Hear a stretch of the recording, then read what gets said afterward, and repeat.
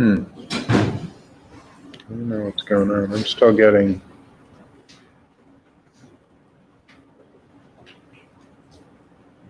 Oh, there we go. I'm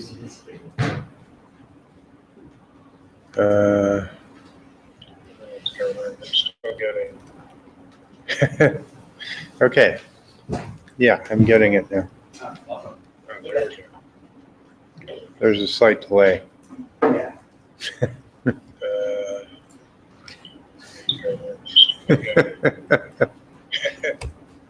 Okay.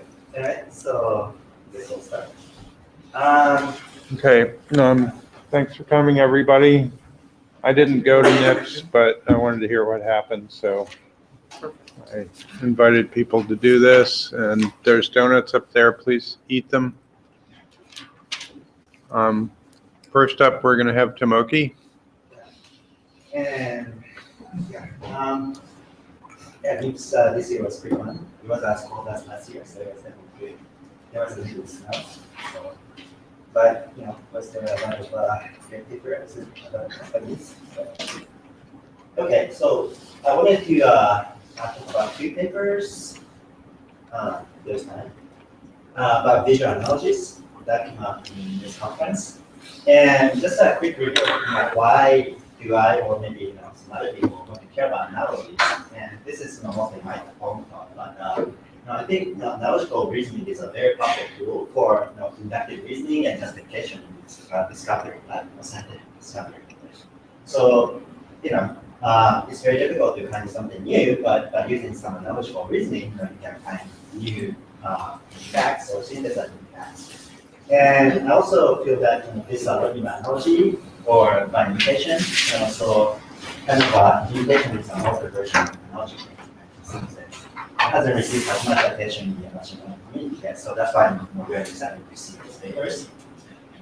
And the key idea is that a good representation or embedding naturally leads to analogies expressed in terms of embedding structures. And one practical example is a paper that came out in 2015 that worked with Beck from Google, where they embedded what they learned at embedding of words into some Euclidean space. And what they found is that even though they weren't exclusively training for analogical reasoning, they found that the vectors between the words were actually making something like analogies. So as an example, as you can see in this arrow, so Japan to Tokyo has the same relationship as Germany to Spain, for example. You mean the same vector? That's what you mean, the same relationship, the same vector from one to the other? Right, exactly. So in this particular representation, they projected onto 3D space. And if you look at the vector, then this particular vector from left to right represents a relationship from the country to its variable, right? So then, by using this same vector and then shifting it down to, let's say, Greece, you could ask the model, what is the capital of Greece, and it will say Athens, right? So that's basically, that's really cool. And in this work to back, this structure came out automatically, sort of. They weren't trying to do this particular task, but words that are closer to meaning or closer close together, and they also have the very same, well, the words with the same relationship have the same kind of vector relationship with each other. So the paper that I wanted to discuss mainly was this deep visual analogy thinking. So by the way, is it okay to talk like minutes? All right. Yeah. If you have two papers, you got 10 minutes. So actually, let me go from the other paper. I think that's a little bit simpler. Yeah. So let me talk about this analogy paper. This one is from Microsoft and answering visual analogy questions. So what they did is to, again, explicitly train for analogical reasoning. So given a particular analogy tuple, so analogy tuple is something like, I1 to I2 is I3 to I4. So just like Japan and Tokyo is we basically train a network to learn the representation so that for the correct analogies, so x1 2 is going to be the distance between I2 and I1, and x3 4 is the difference. I shouldn't say distance. I should say difference between I4 and 3. So for the correct analogies, you want to make those distances to closer. And for incorrect analogies, so the negative examples, you want to make them conform. Does everybody know what a Siamese network is? Okay. Yeah, so here's the Okay. the architecture, which might be easier to see. So yeah, this is a quadruple Siamese network. And yeah, maybe you could talk about the Siamese network here.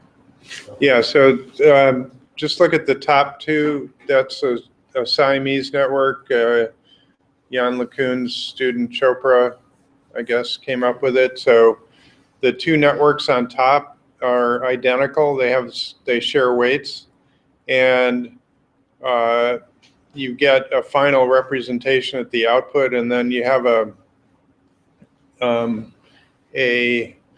energy function that all you do is tell it same or different. So if two things are the same, the energy function tries to push the representations of the two things closer together. If they're supposed to be different, the energy function pushes the representations farther apart. And so you can, for example, you can map the MNIST digits to two outputs from each network, and they're trained so that same digits go together, different digits go apart, and you end up with a map of the MNIST digits with each cluster corresponding to a different digit. And they're, the network, just by it being the easiest way to embed things, puts similar digits near one another. You can also use them to rank things, come out with a ranking between pairs of things. And so this one is a quadruple network, so all four of them share weights. And then if the analogy is a good analogy, you want to push the distances between the top two to be similar to the distances between the bottom two. yeah, or rather the difference. So no. Should we know what the difference between those two single margin embedding space, double margin embedding space, are those happening at the same time? What is that about? What do you mean, same time? Like, there's some dashed lines doing this. Is Up that and saying down? they do the single margin one and they get a loss, and that's like one component of a sum of loss terms, and then the other loss term comes from the double margin embedding space? Is that what this? Oh, that's where you're getting double margin embedding. I'm just reading it off the figure. I didn't Yeah. see that before. I think, I'm not fully sure, but I think it's like two different experiments. So they're reusing the figure, and we should just see they're doing one, and then in another experiment they use the other, but to save space they're Yeah, plunking them in the so. same thing. Okay. And I'm only going to show the qualitative results, and of course I have quantitative results too. But so basically using this type of architecture, I can't see the pictures on top. What is this analogy? What? A horse and then a horse in water and a dog and a dog in water. Oh, okay, Right. gotcha. something that's running and then something that's swimming. Mhm. And so, yeah, just one more mention. So, they basically take the regular COMNET as the input to calculate the features of the images. So they just use the AlexNet for that purpose. But they fine tune it then, right? So here are some qualitative results. So as you can see, if you just train a regular COMNet and calculate the vectors, differences between the pairs, then you get something like a baseline. But if you train it using this Sami's network architecture, you get something like the other side. So in the first row, I guess you get the rotation relationship. The chair is rotating to the left, so you get the chair that's rotating to the left as the first bit. So, so in this case, they learn to rotate things and pick the closest image that results from that rotation.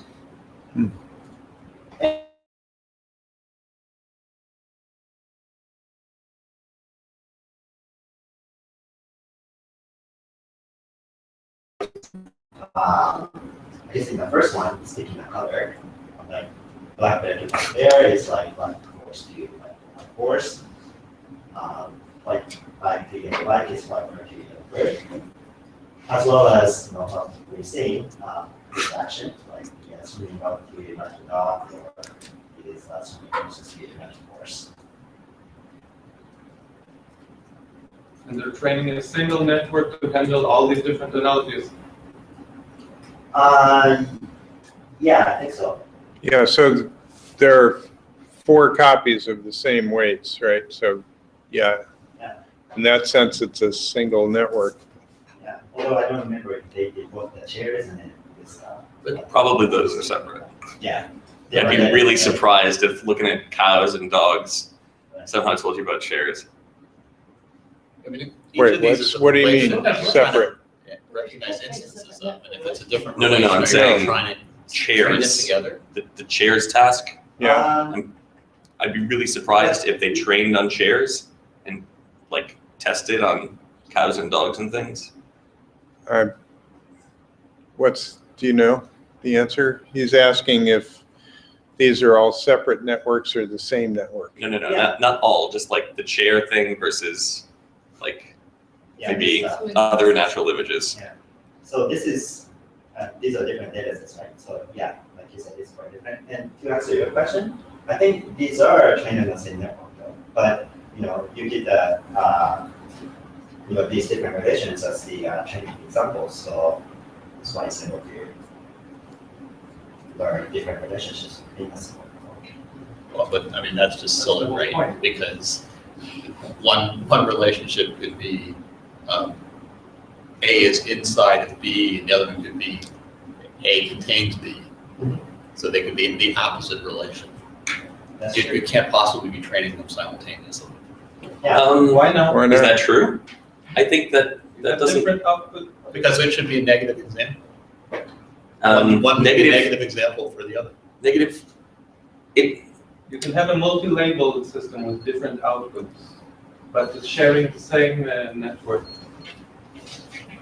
So if there, like one could be a negative example for the other, but the containment versus incitement relationship would be positive examples, right? If you fed in pairs that were reversed, it's not clear that you should regard that as somehow like that would be an example for when you handed the first one, it would be an example for the first thing contains the second thing. This and same thing in the other pair. And if you just reverse the order of input, like that is a valid analogy and it's capturing something different. And if you are training it with that, I don't see any reason to think that somehow these two things will cancel each other out. Okay. So I think it comes down to like what you use for training cycle. Basically, train one relationship that you give it, something that's like what's supposed to be a negative example of a positive example. Then yeah, I don't think that everyone can get confused, but Can you? Is the code available? Like, can I just call for it this when I one, reverse the relationship with by switching the pairs? Yeah, I don't know, but Okay. I have a question. Yeah, sure. No, there's a retrieving. About that loss function. I think the See, most retrieving. important part of this network is loss function. Because Simon's network is reducing part, so maybe this loss function is more important. So I think this is a main loss. I didn't read this paper that deeply, but at least this is the main loss function. So X12 is the X212?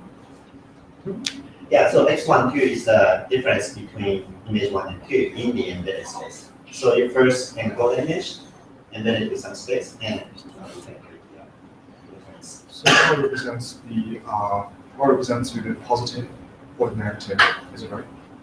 So that why? Yeah. So Yeah, it's up for- there. So y 1 equals 1 is positive, so you get the left term. And if it's negative, then you get the right term. Yeah.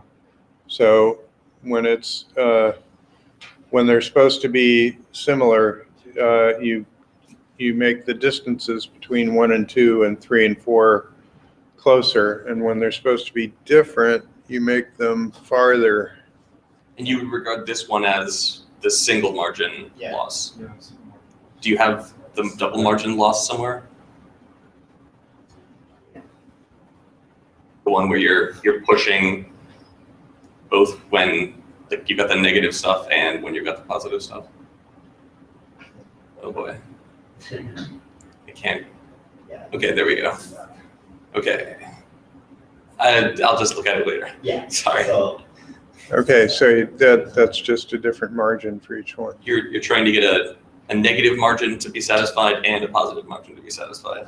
Do they say how much of a benefit you get from? Sorry, I'll just read the paper. So again, these are supposed to be advertisements basically, so you can read Yeah, the yeah. paper or you'll get interested in the paper, so. And yeah, okay, go ahead. go a little bit quicker. Yeah, I think you've used your time, but go ahead. But this is the one that I actually wanted to talk about. But, yeah. Okay. Yeah, so but it's actually good because I think this one, this is the one that they have Uh-huh. the oral presentation for, and then it's actually a little bit, well, it's different, but it's also a little bit more sophisticated in some ways. And so I like this one better as well. So what they do here is that actually, so in the other paper, they learned the encoding using the AlexNet, but here they're trying to learn what the encoding F and decoding function G, as well as the transformation function T here. And so the idea is that given a particular analogy tuple A, B, C, D, A to B is to C to D, and also you want to learn a good encoding F. And then you have the transformation in the embedded space with T, and they have 3 different variations, but this guy is one that uses the neural network works the best, so I just focus on that. And so once you apply the transformation from A to B and add that to the encoding with C, then decode it, you get the final image D. So that's the architecture. So So wait, so say that again. I mean, I understand what the input and output to the network are, but what was you apply the decoding to D? Yeah, so actually, for simplicity, let me explain this add version. This is the simplest. So like I see, before, yeah. you basically subtract, you calculate the difference between A and B, and then add that to C. Then you should get D. Mm-hmm. Yeah. So you're learning everything so that this holds for that. Cool. And you don't have to just do this. You could make this transformation operation a little bit more complicated, and that's what you do. This, so you first calculate the difference, but then you could have arbitrary transformation instead of just addition. Is the increment there saying something like learn how to get A to go to B? Right, exactly. So in this particular example, it's learning that rotation. So A to B is to rotate A like certain number of degrees, right? So you apply the same transformation to C, then you get the rotated result B. Right? And So, are any of those arrows meant to, so they literally say, hand me in whatever comes out of the network when it's applied to A. Hand me in whatever comes out when it's applied to B. that's And fine. literally subtract them. Do That's- nothing else. That's what the That's bottom. what the first add one is supposed to do. Yeah. So like absolutely nothing else. Right. How well does that do? I'm sorry. How well does that do? So they have some results, and it doesn't do so well. Okay. Again, you know, at least compared to something like this guy, which Well, I hope so. So how large are the training sets of it that are available for this problem? yeah. So first of all, like you know, this is a little bit different than you know what we were talking about before. So this is more like learning a transformation, right? So it's not really learning something like categorical relationship like before. Uh-huh. So that has both, you know, it's a disadvantage, but it's also an advantage. And the advantage of doing it this way is that you know, you can actually apply this transformation multiple times as well. Right. So you can create a training set quickly. Right. So they mostly do like you know 3D generated data set, but they actually have one cool one. So let me go through it really quickly. So, and the loss that they're actually minimizing is also different. So very quickly, you know, the first loss they're trying to minimize is kind of the reconstruction loss. So you create this guy and then subtract it from B and then try to minimize that. But they also balance that against the you know the difference in the manifold in this space. And the third cool trick that they do is what's called the learning a distinct temporal representation. So here you notice that you know the relationship from you know if you want to apply some kind of transformation, let's say you know, in this case you're trying to learn that rotation, but then you want to disentangle this identity like the top of the car from you know this 3D representation like pitch and elevation. So you just want to apply the transformation to pitch and elevation attributes without changing the identity, which is the top of the car. So you know they have this flag S, which you know they also learn to pick out like exactly which attribute is being changed in a particular transformation. So is it the case that if identity, like there's no switch from the top identity box to anything else, so it can't possibly ever be active? Or is this meaning that connection, I'm currently having like a weight of 1 assigned to it, and anything that gets a weight of 0 right now, I'm just saying, I'm not even gonna write it. Is that? Yeah, so right now this y means 0, right? So you ignore the identity of this particular input, Sure. but you care about the pitch and elevation, Sure. right? And then you do the transformation. And then combine that with this identity of this guy, right? So, and you get the final result, which is the critical that's what So basically, I should go read the paper. Yeah. Yeah, you should read the paper if this interests you. Yeah, and I think And it's- not ask too many detailed questions. But yeah, so really quickly, I just wanted to show the result, which is amazing. And this is again from the deep one. And as I said, the cool thing is that you could apply that transformation multiple times. Okay? And so here, you know, you run the rotation, you could keep rotating, you could keep scaling, and you could keep shifting. And you know, just simple addition and stuff doesn't work nearly as well. And you could also reverse the transformation, and you can actually get something like this. So, you know, in the first row, it learned how to do a rotation on a white bar, but thanks to attributes and entanglement, you know, you can also extend that knowledge to the red bar and then rotate that more. And just to show, this is their slide. Yeah, and then they have some animation where, you know, you have this animation of walking character, and then you transfer that same transformation to this new character with different hair colors and whatnot. And this movement into this movement character. So, yeah, I thought that was really cool. Mhm. And just to wrap up, so the model successfully learned in this case, a transformation type of analogical relationship. And it was also able to kind of piece out different attributes. You don't change the color, you only change the, let's say, the viewpoint, for example. And the transformation can happen multiple times. So it has some generalizable abilities. And, but as a limitation, this is my personal thought, but the model was explicitly trained on this analogical relationship.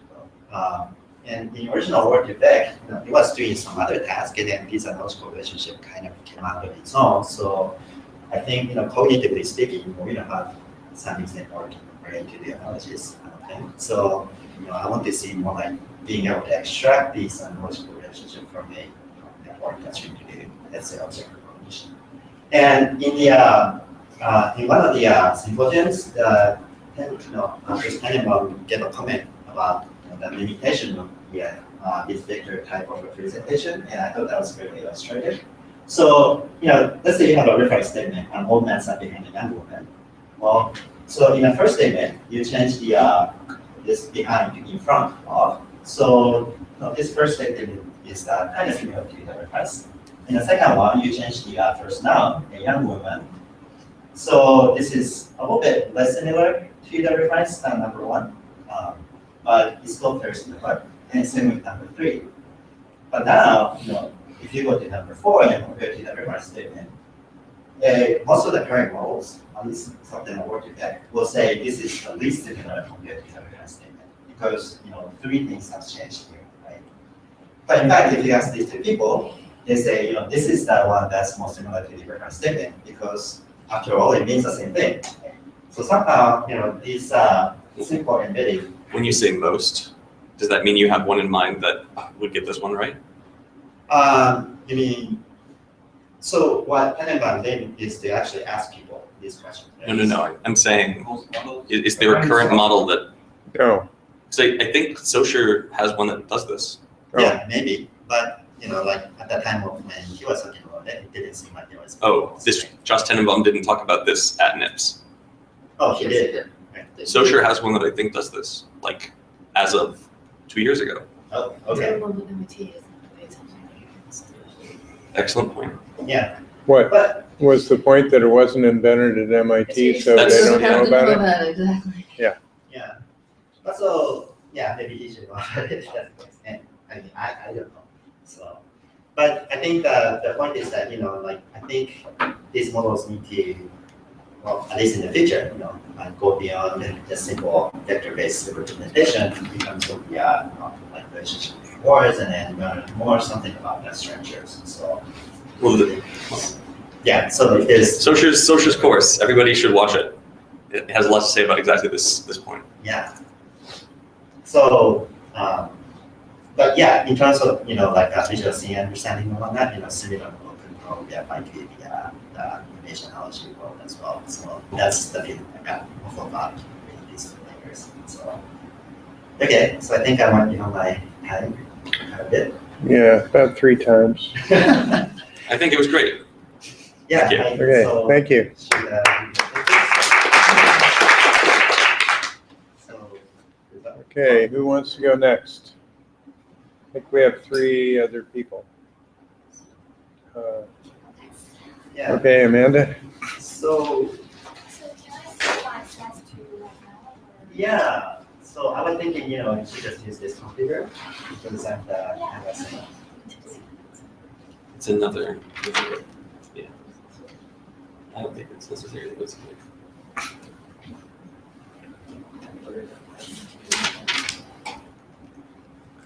If you show it to me again, I'll be able to tell you. Do you know where they got labels for the analogies of the natural images? I think that's from the data set that you mentioned, so. I guess, So yeah, someone there is already such a- curated it and marked out the Yeah, lot of that's work. all. There are a lot of authors on that paper.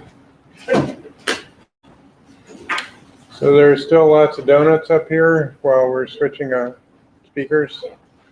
No, that's not a thought. That's called that. Okay. It's a connector, like universal connector. Reciprocal.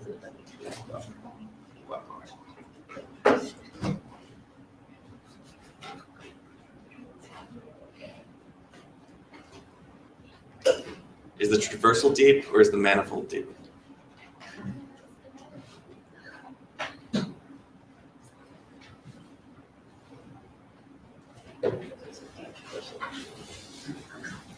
People don't. They're not there. Remember to speak up, Amanda. Sure, okay. Imagine that you're furious with us. So today I'm going to talk about some medical learning work using the DeepNet as a starting point. Angrier. Because this medical is traversal, and what it is trying to do is to move images along a learned manifold so that it can move from one semantic category to another. For example, the Harrison Ford, you can move him from a smiling face to a frowning one, or you can move him from his current age to a younger version or an older version of him.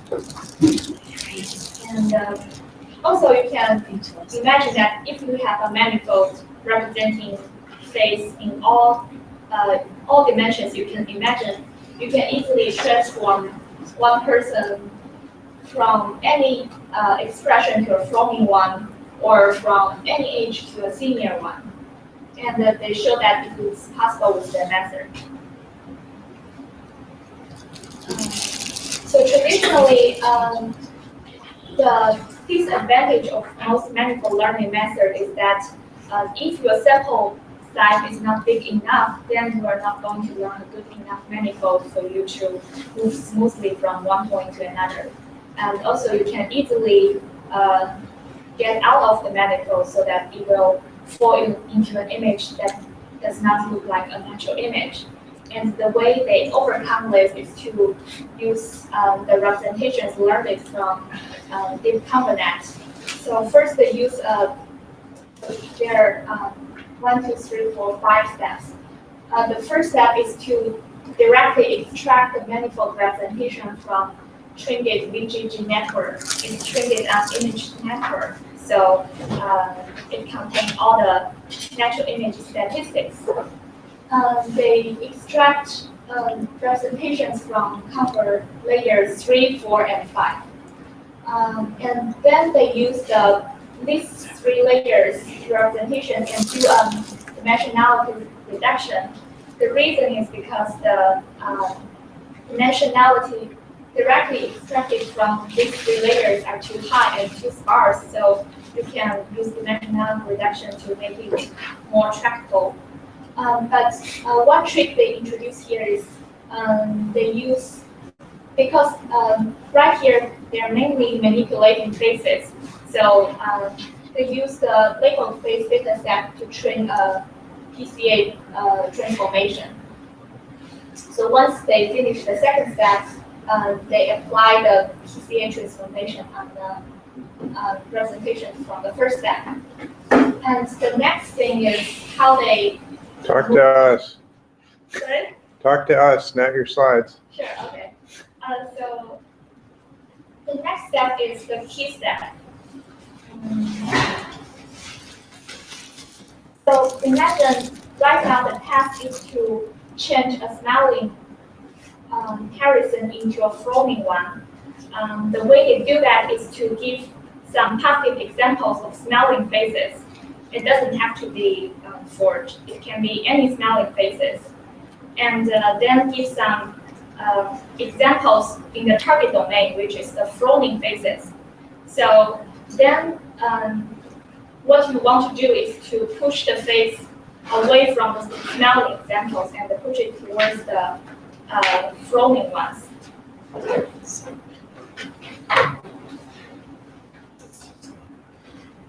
So here is here they're trying to minimize this f function. F is measuring the similarity between the output with the smelling examples, and the second term is measuring the distance or similarity between the outputs and the flowing examples.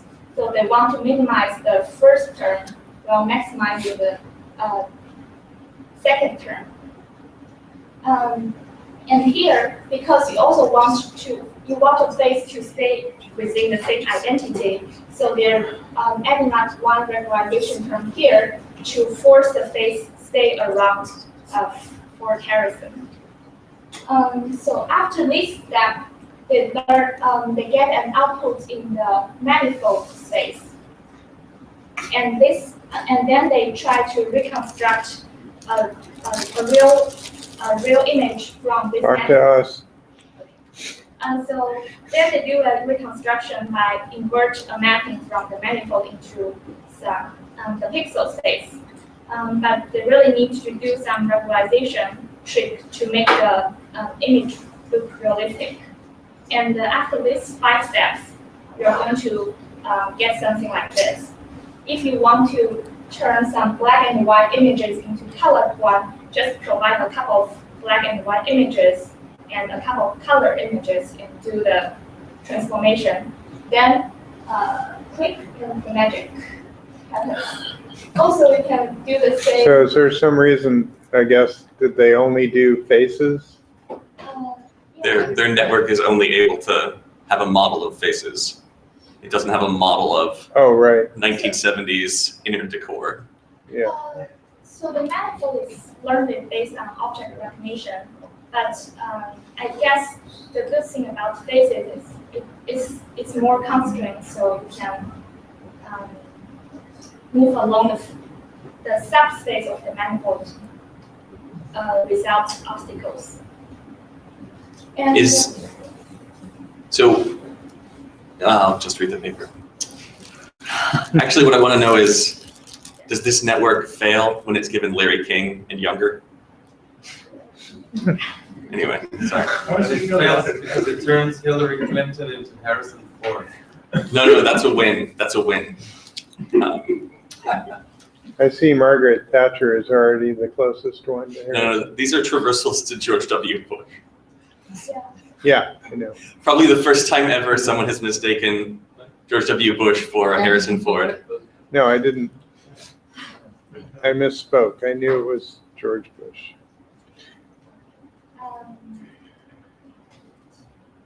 I've used up my time, and that's the end of this.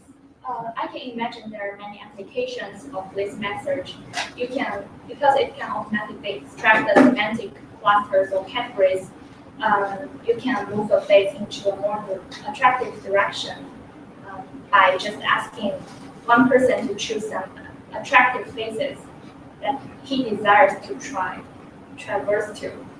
Or, but this model, I don't know whether this model can also rotate a face into certain other poses, or does it automatically extract a 3D model from faces?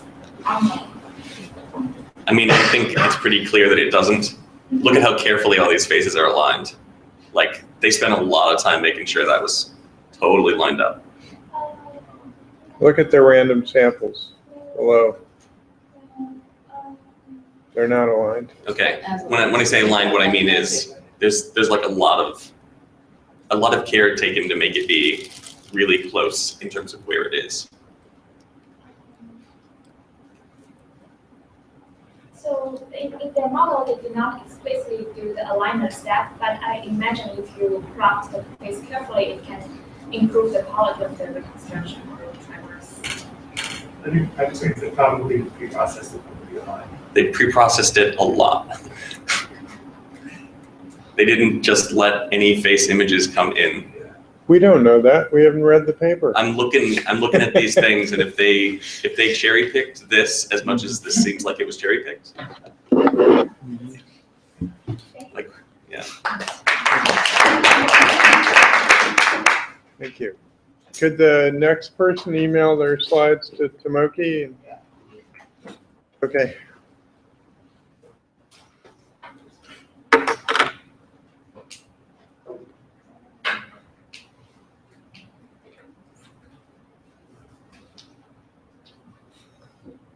Oh man, that is some serious.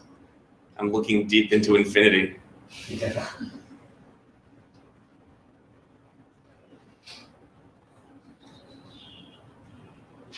Okay, so Vicente corrected me. Apparently in the Chopra paper, there's a reference to Jan LeCun's paper of 10 years earlier where he invented Siamese networks. So wasn't Chopra.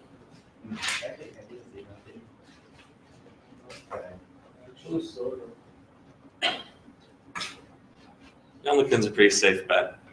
He probably invented it. What? For any given thing, Yeah. chances are.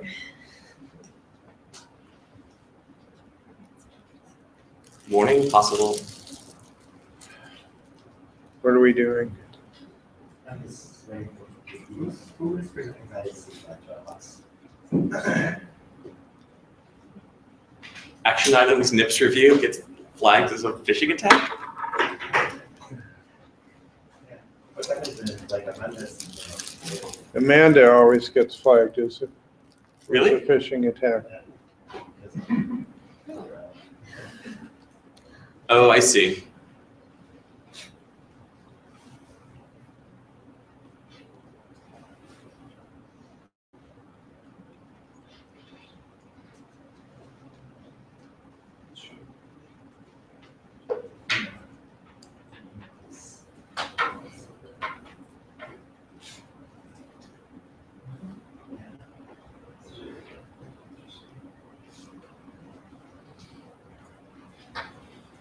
Zach, is your thing up there?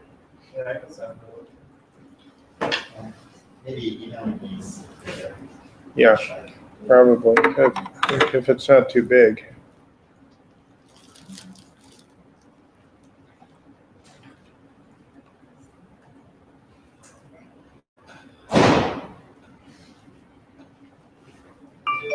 Okay.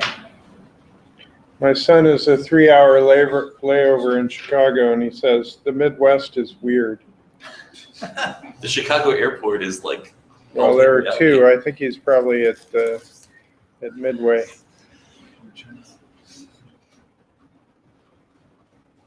Who am I emailing?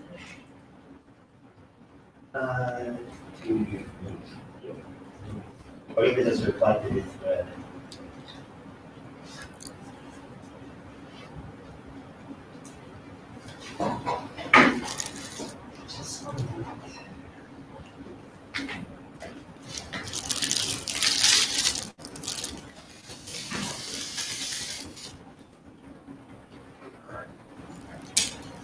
Does it still think you're in Montreal? Or is it just in the NIPS spirit?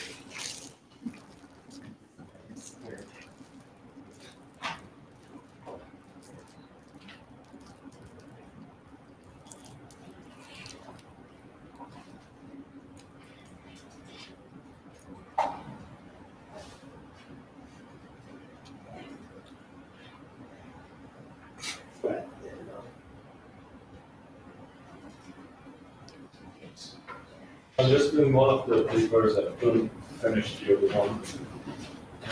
And that's so this one is about pruning neural networks. So the main motivation is that if you have a network that has like millions or billions of parameters, you can run them on mobile devices.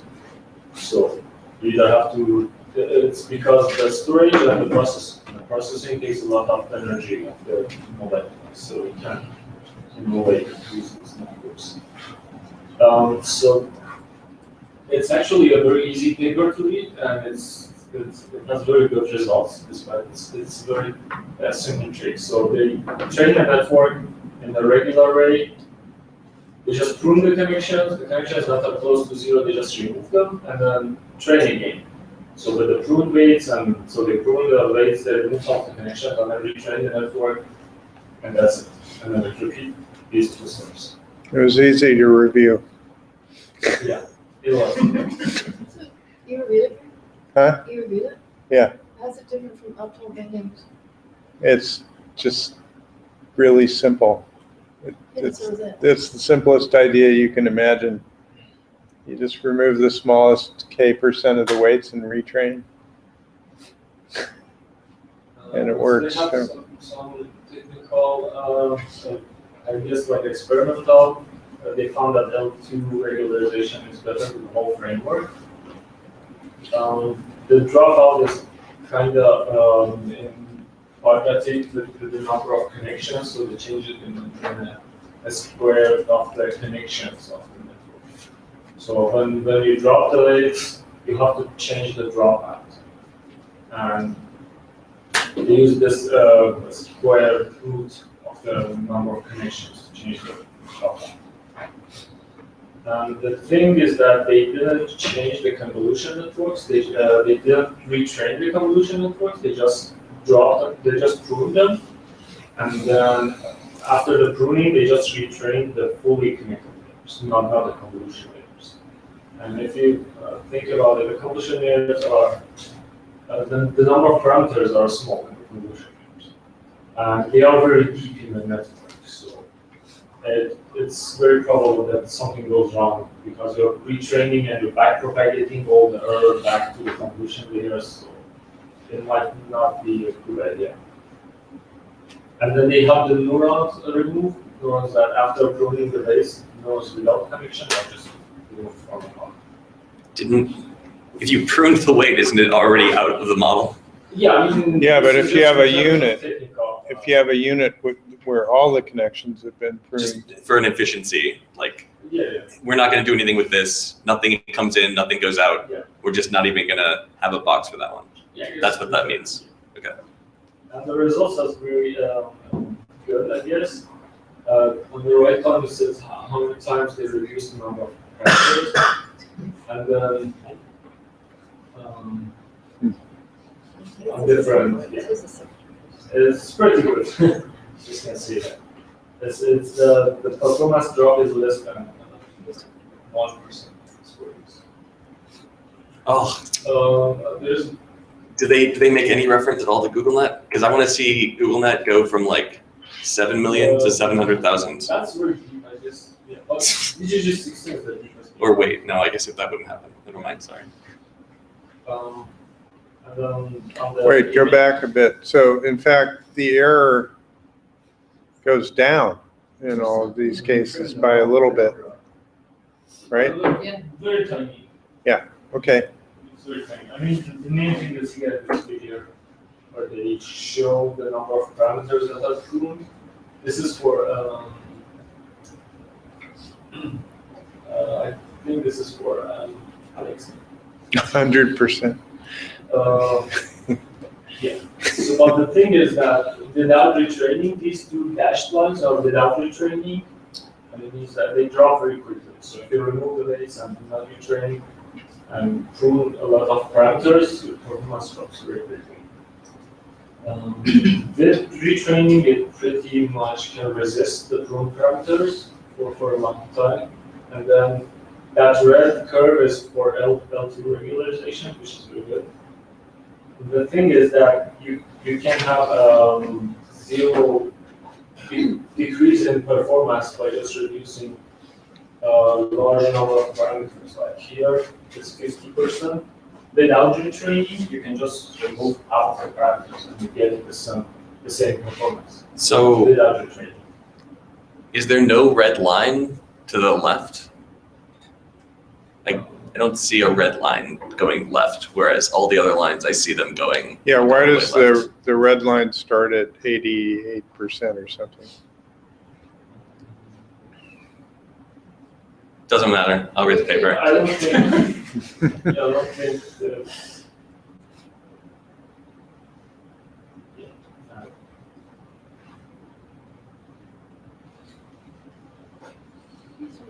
What about the improvement that you get? Is it significant? So it's not only efficient, it also improves the performance?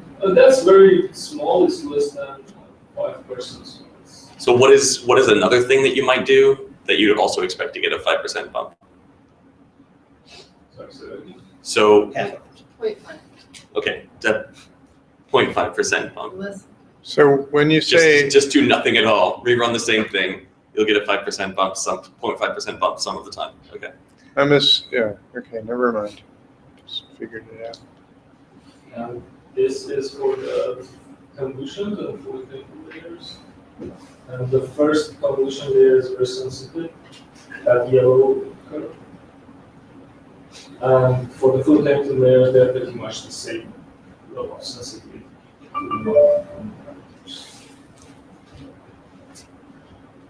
Cool, thank you. So obviously you can't just start with the small number of connections, right? So you have to start with a large number of connections first, then. Yeah. They start with the regular network, and then the thing is that the training takes the retraining and training takes a lot of time, more than the regular network. But at the end, you get something it'll compute in a hurry. Yeah.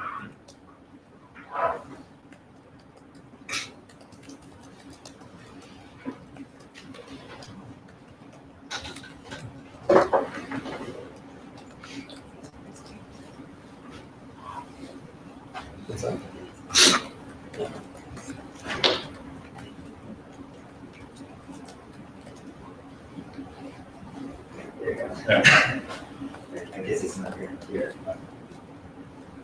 Hey everyone, some of you might have seen this work before, so I apologize for seeing it again. This is work that I presented at the NIPS workshop on machine learning for healthcare. I kind of would like to read through and present this paper that at least that's paper presented on neural GPUs, which is a weird name, but it's really interesting work. But it's just too much to put together like I did last night. So I'm presenting my own work, which I think is within the allowed parameters. Our task is multi-level classification. For diagnosing patients, we have access to their medical records and we have sensor readings from the ICU. So we want to assign to each patient some set of the total set of diagnoses that exist. Because some diagnoses are really rare, we might not be guaranteed to even have a single positive example in validation or in test set. So we restrict ourselves to the 128 most common diagnoses.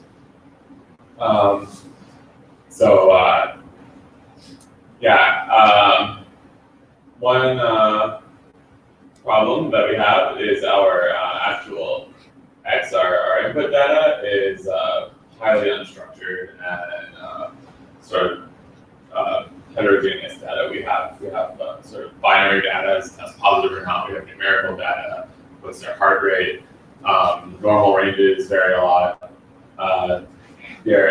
These are all time series, so we have sequences of observations, but they're all frequently but irregularly sampled. So we have some tests that are done like heart rate, where there's a monitor that catches it every second, and then we have other things where blood glucose that are done maybe hourly or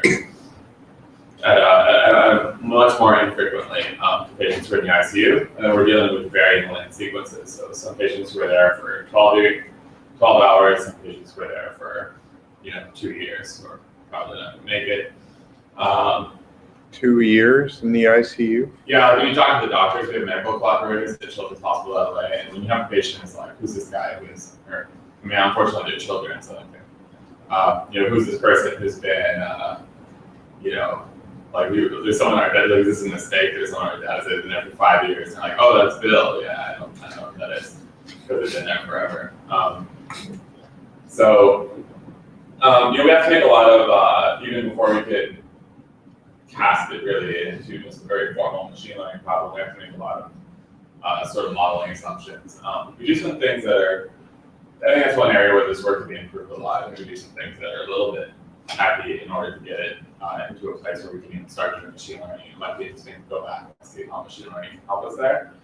But some of the basic things we do are we resample to hourly. So we use some heuristics, like if there's multiple measurements within an hour, we take the average. If there's no measurement within an hour, but we've run this test before, then we'll sort of backfill the data. So it's like we assume it hasn't changed if we haven't seen it.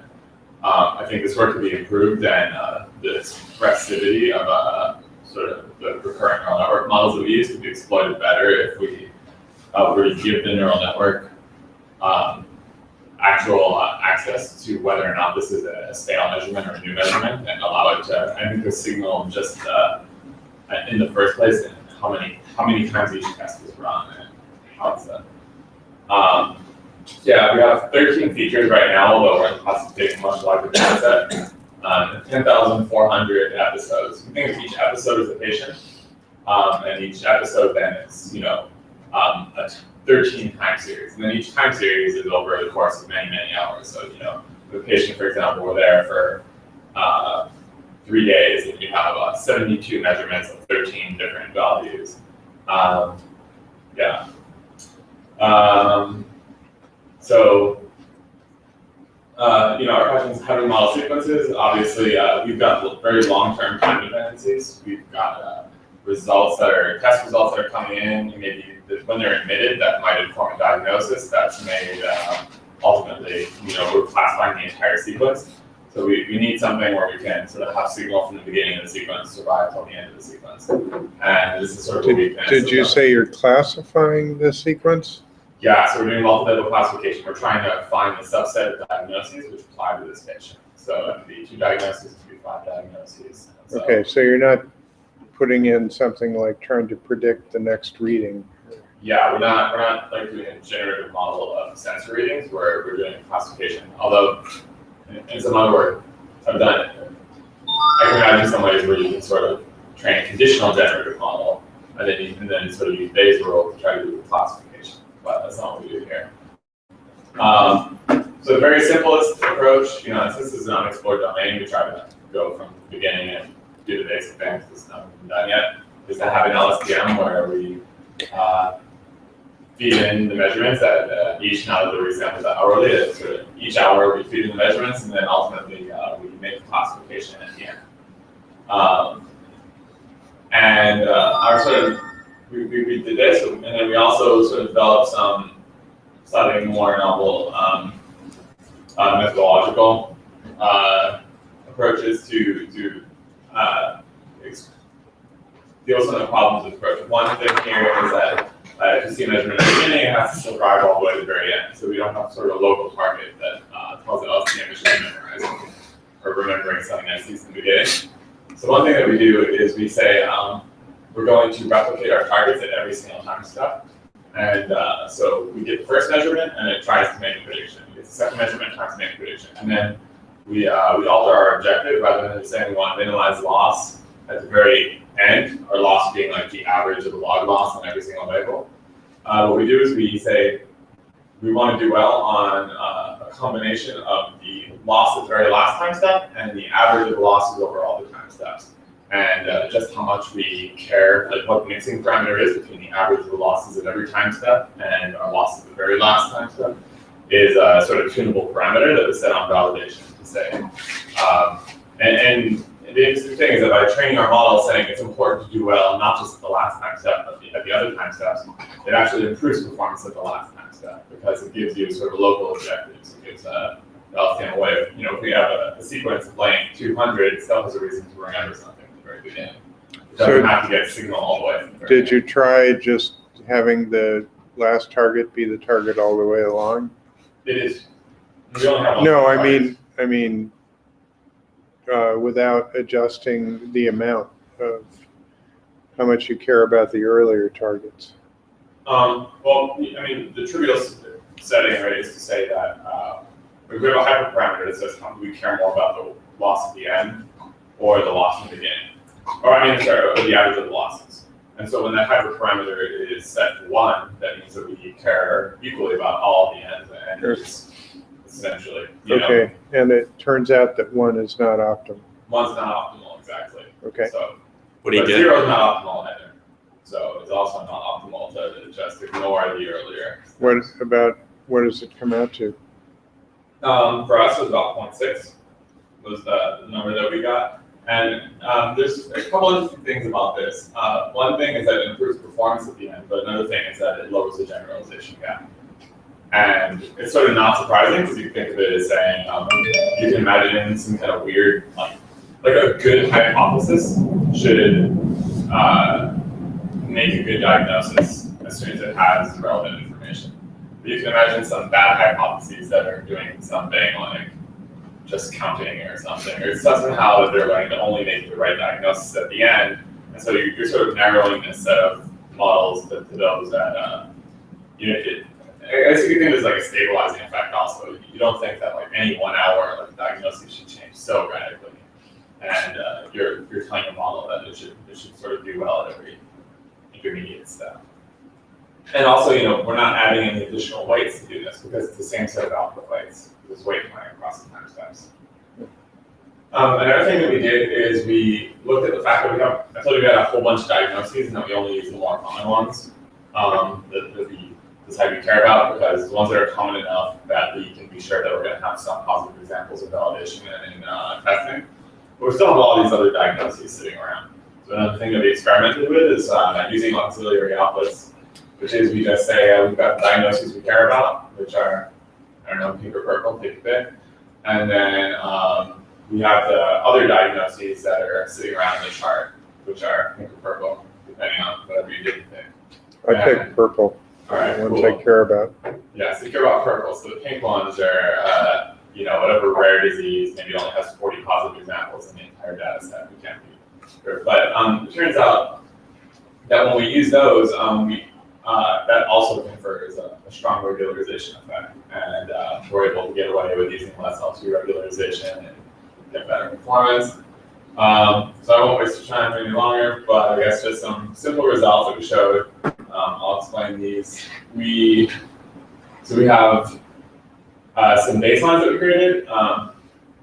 And the base rate model here is, since we're doing the multi-label classification, there's a lot of performance metrics where you think that the blind classifier would get 0.5, but they don't in the multi-label case, like AUC, because you could do better than 0.5 if you're calculating AUC across all your diagnoses. If you do misleadingly well, you could appear, you know, by just predicting all the more common diagnoses first, and then the rare diagnoses. So we created a blind classifier that just predicts diagnoses in the order of their, you know, it's like whatever the most common disease, diabetes or something, right? So it's like everyone has diabetes first. Those are all my highest rated predictions, and then my next diagnosis or whatever. So for things like micro F1, that helps you sort of like calibrate performance. Then we tried some, all the models in the top half are only using the raw data. So they're not using any kind of like expertly crafted features based on some domain knowledge. So logistic regression, you know, you can see we outperform it pretty handily. If you look at the draft that we have online, and one interesting thing is that these performance differences between like 0.7 and 0.84 or 0.8 and 0.84 might not seem to be so huge, but we're looking across 128 diagnoses based on 13 features. So actually, there's a whole bunch of diagnoses you just can't predict based on the features we have. And part of what we're doing is finding out which ones we have signal for. So when you have a change between like 0.8 and 0.84, what's really happening is there's a handful of diagnoses where we're getting much better, and then a bunch of other ones where, you know, we can't predict some like random, like, you know, genetic disease that we don't have any signal for because it doesn't cause, you know, respiratory symptoms or cardiac symptoms or anything, you know, low glucose perturbations or affect pH or any of the things that we don't want to do. Now these measurements at the bottom, this is performance based on a model which we trained using sort of like expertly handcrafted features. Like we already know what's important. We give it, you know, we give it trend lines. We don't just say here's a bunch of data. We say these are the things that are like clinically determined based on to be the relevant features that are sort of like the state of the art for like medical systems right now. And even when the logistic regression model uses that, the LSTMs that we train beat the logistic regression model. A multi-layer perceptron trained on the expert features still beats us, but by a small margin. And so we're kind of hopeful that if we may be capturing some signal that it's not, or capturing some different signal that is present in the statistics that it's given. So I think a next step of this research and to improve the full conference version is to see can we combine our features, some kind of ensembling with what was learned based on sort of models of domain knowledge and show that there's some value added now. But I think I'm about my time or whatever. I want to be greedy and stuff. Remind me with the categories, diagnostic category information. What's an example of that? Oh, okay. So we have access to their chart. It's a weird situation where we have more potential, more things that look like labels than look like features. We have the diagnoses. In addition to there being, the actual diagnoses that we care about, they're represented in a taxonomy, which is hierarchical. So we have like categories of diagnoses. So one of the things that we add on as an auxiliary training feature is, so we have two ways of, I showed you that we have a way of adding on additional labels during training that we don't necessarily care about at prediction time, just to regularize our model. And one of the things that we add on during training time is the additional diagnoses. And another thing that we try adding on during training time are the disease categories. And can you just say an example? Like neurological condition. Neurological something like that. Okay. So when we add on additional diagnoses here, we're adding on about 300 diagnoses. And I think when we add on categories, we're adding in the tens. There's less of them, but on the other hand, they're much more, the base rate for them is much higher, right? Like some categories of diagnoses are much more frequent than any individual diagnosis. Yeah, and I also have some convergence plots in the conference draft, if you want to see kind of like the extent of regularizing of that. Anyway, thank you. What about, you told me one interesting tidbit your network discovered about breathing. Oh. Are there other, can you mention that and say what other things there might be like that? Yeah, let me see if I can pull up, Just, all you gotta do is verbalize it. Oh yeah, I mean, I guess I could just show you this because it's kind of maybe it's interesting. I don't know, maybe not. Let's see.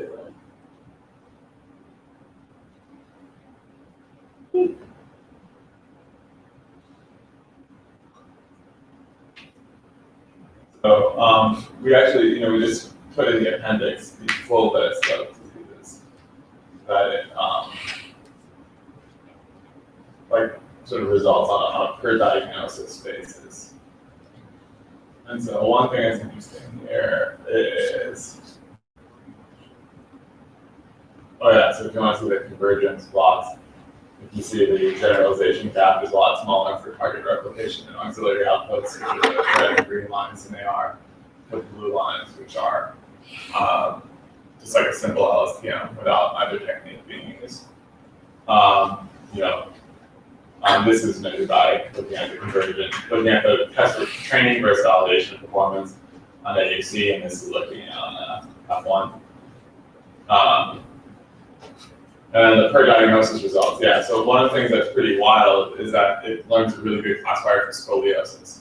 It's wild because our features are heart rate, diastolic, systolic blood pressure, pH, glucose, urine output, a bunch of respiratory monitors. Nothing that seems like it should detect like curvature of the spine. But apparently scoliosis causes respiratory symptoms. And so my guess is, if you look at the top diseases, a lot of them are being picked up, I think, because we have good models for respiratory distress. So status asthmaticus, I think that's how we're checking scoliosis. We have acute respiratory distress syndrome. it's not surprising that we do really well in diabetes with ketoacidosis because we have both glucose and pH monitors. Yeah, I mean, we have like I'm not quite sure how it knows. It has like a somewhat decent classifier for septic shock. There's a lot of respiratory diseases up here. Pneumonia should be around there somewhere too. So, yeah. But surprisingly, it doesn't get upper airway obstruction. Yeah, my feeling is that not as well. probably it's.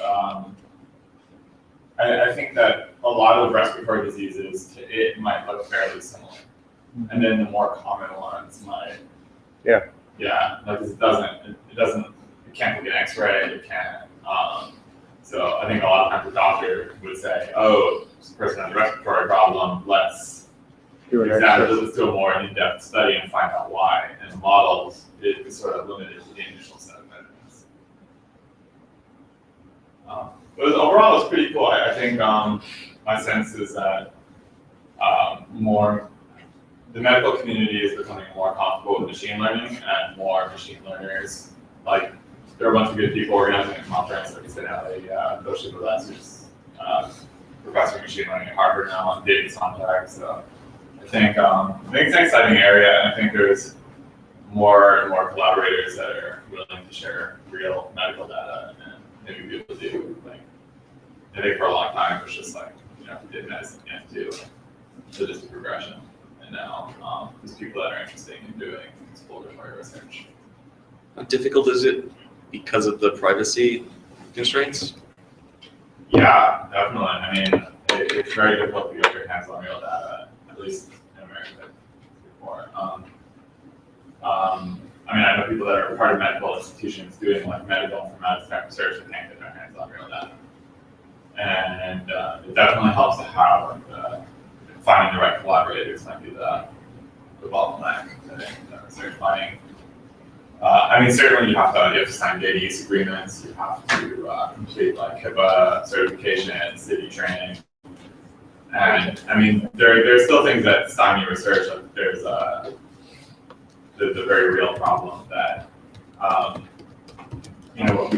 we posted this draft. We thought it was a preliminary result, and then we got like emails from like guy in Russia. The guy in Russia he wants to do it. He wants to try some things. Can you use our data? It's like, I can't hand over medical records for 11,000 patients from Children's Hospital of Los Angeles. You would have to have a data use agreement with them, and the probability that they're just going to hand it, and so that's definitely something that a disadvantage is compared to like, the computer vision community, where nobody's like, I don't know if we should pass over these like pictures of dogs to